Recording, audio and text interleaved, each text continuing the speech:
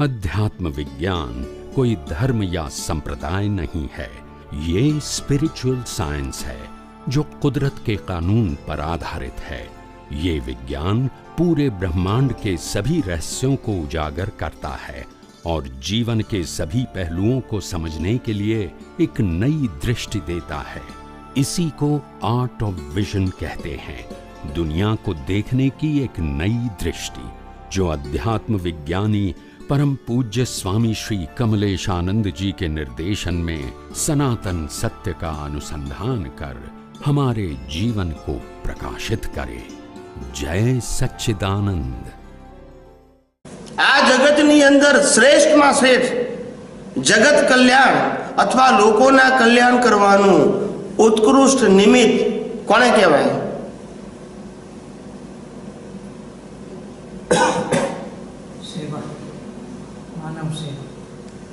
मोक्षे लई जवानुं उत्कृष्ट निमित्त कोने कहेवाय? कई व्यक्ति ने कहेवाय कि जे आ लोकोने मोक्षे लई जवा माटेनुं सर्वोत्तम निमित्त होय। निमित्त तीर्थंकर भगवान, ए तीर्थंकर भगवान जगत कल्याण करवानुं उत्कृष्ट निमित्त होय। केवुं होय? हवे एमनी लाइफ जुओ, उत्कृष्ट निमित्त। हवे एमनी लाइफ जुओ, जन्मे दीक्षा ले त्यां सुधी मौन, धर्मनी प्रवृत्ति ना करे। समझाय छे मारी बात?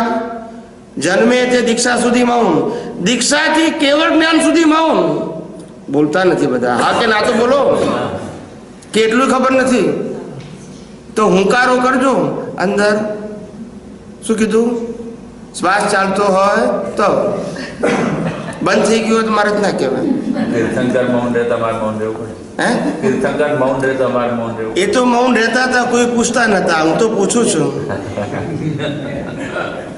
આપણે ટીચર પ્રશ્ન પૂછ્યો તારે મૌન ના રહે, ટીચર ભણાવતા હોય તારે મૌન રહેવાનું, બરાબર છે? હા, એટલે જન્મથી દીક્ષા સુધી મૌન. મૌનનો મતલબ બોલવું નહીં તે નહીં, ધર્મની પ્રવૃત્તિ ના કરવી તે રીતે મૌન. પછી દીક્ષાથી કેવળ જ્ઞાન સુધી મૌન, કોઈ પણ તીર્થંકર બોલે નહીં. આ બધી વાત ખબર છે ને કે હજુ એ ખબર નથી?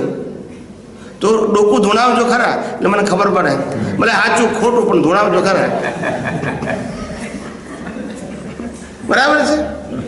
આપણે તો બધાને ગ્રેસ માર્ક જ આપવાના હોય ને. શું આપવાનું આ કળિયુગમાં? ક્વોલિટી વાળા ક્યાંથી લાવવા? બધું શું કહેવાય, ભેળસેળ વાળું ખાવાનું, ખ્યાલ આવી ગયો ને? ભાવ વગરનું ખાવાનું. કેવું? ખાતા ખાતા ચીત્યા હોય, દુકાને ગયું હોય કે બહાર જ ગયું હોય. એનીવે, એટલે જન્મથી દીક્ષા સુધી ધર્મની ઉપદેશ ના આપે, દીક્ષાથી કેવળ જ્ઞાન સુધી ભગવાન ઉપદેશ ના આપે, કેવળ જ્ઞાનથી નિર્વાણ સુધી. આ ત્રીજું સ્ટેપ કીધું. પહેલું સ્ટેપ જન્મથી દીક્ષા, બીજું સ્ટેપ દીક્ષાથી કેવળ જ્ઞાન, અને ત્રીજું સ્ટેપ કેવળ જ્ઞાનથી નિર્વાણ. કેવળ જ્ઞાનથી નિર્વાણ સુધી પણ ભગવાન ક્યારે ના બોલે કે આજે મારે દેશના આપવી છે, તમે આયોજન કરો. દેવો સમોવસન રચે, લોકોને બોલાવે અને ભગવાનને વિનંતી કરે કે આપ દેશના આપવા માટે પધારો. સમજાય છે? પણ ભગવાન ના કે આજે મારે દેશના આપવી છે, આયોજન કરો. સમજાય છે કે નહીં? કે વાત અધર થાય છે? સમજાય છે ને બહેનોને? સમજાય છે ને? સમજાય છે? એટલે જે જગત કલ્યાણ લોકોને મુક્તિના માર્ગનું ઉત્તમ નિમિત્ત છે, પણ જન્મથી નિર્વાણ સુધી કોઈ એફર્ટ નહીં એમનો, અને છતાંય એમના નિમિત્તે અનેક વ્યક્તિઓનું કલ્યાણ થાય છે. આત્યંતિક કલ્યાણ. કેવું? એટલે મોક્ષે જવું કહેવાય. સમજાય છે? કારણ એ કલ્યાણ સ્વરૂપ થયેલા છે. શું થયા છે? આપણે કલ્યાણ કરવું છે એટલે થતું નથી. ના સમજાયું? સમજાયું કે નહીં? કરવા વાળા કરી શકે નહીં, પણ પોતે કલ્યાણ સ્વરૂપ થયા હોય એના નિમિત્તે બીજાનું કલ્યાણ થાય. હું ગુલાબનો છોડ હોવું તો મારી પાસે કોઈ વ્યક્તિ આવે તો સુગંધ આપવી પડે કે મળી જાય? બોલો ને. આ તો હું સુગંધી આપવા જાઉં છું. ના સમજાયું? એટલે ભગવાન કલ્યાણ સ્વરૂપ હોય, એમની અંદર અકલ્યાણનું એક પણ પરમાણુ જ ના હોય. જે આવે એ પામે. સમજાય છે? આવી ઉત્કૃષ્ટ દશા હોય, કલ્યાણ સ્વરૂપ. આમ રસ્તામાં ચાલતા હોય એને જોઈને પણ લોકોને અહોભાવ થાય, ઉત્તમ ભાવ ઉત્પન્ન થાય, કારણ કે પોતે જ કલ્યાણ સ્વરૂપ છે. એમાં સ્પીચ એક્શન નથી આવતી વચ્ચે. એ તો ઉદય કર્મ છે, પણ સ્પીચ ના હોય, કશું જ ના હોય તો એ ભગવાનને જુએ અને એનું કલ્યાણ થાય. દર્શન માત્રથી કેવળ જ્ઞાન થાય. એવા દાખલા ઘણા છે. સમજાય છે? કારણ કે પોતે કલ્યાણ સ્વરૂપ થયેલા છે.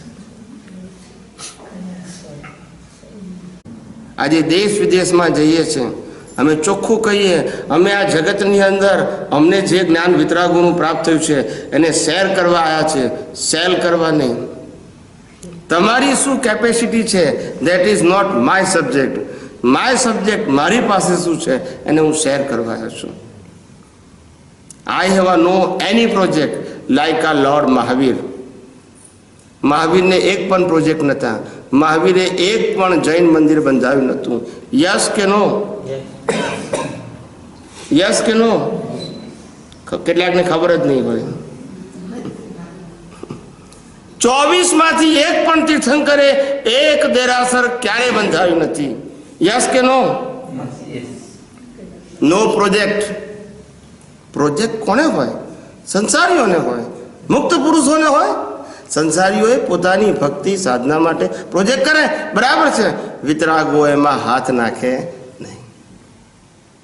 મુક્ત હોય. કેવા હોય? પોતે મુક્ત હોય અને બીજાને મુક્ત રાખે.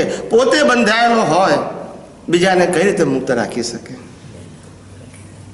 આ તો હું ગુરુ થઈ જાઉં, તમને શિષ્ય બનાવું તો હું મુક્તતાની અનુભૂતિ કરું? શું સાહેબ, કેવો વિતરાગોનો માર! ત્યાગ પણ શેના માટે લેવાનો? મુક્તિ માટે, ગુરુ બનવા માટે નહીં. બોલતા નથી બધા.